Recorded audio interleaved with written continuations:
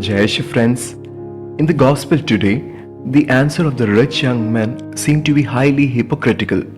On the one hand, the rich young man had said that he had observed all the commandments from childhood, including loving one's neighbor as oneself.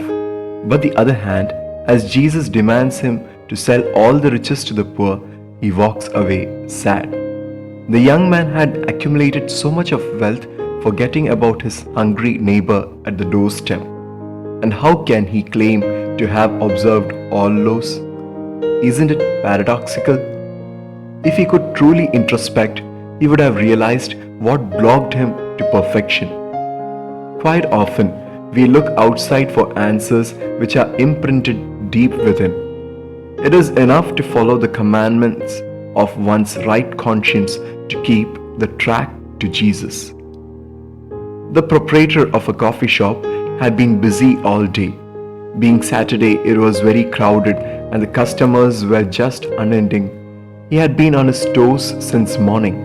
Towards evening, he felt a splitting headache surfacing. As the clock ticked away, his headache worsened. Unable to bear it, he stepped out of the shop, leaving his staff to look after the sales.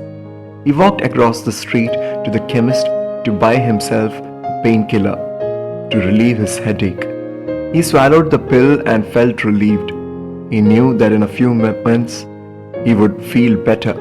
As he strolled out of the shop, he casually asked the sales girl, "Where is Mr. Savakar, the chemist?"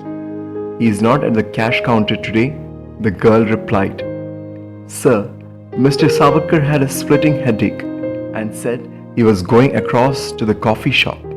He said a cup of hot coffee would relieve him of his headache."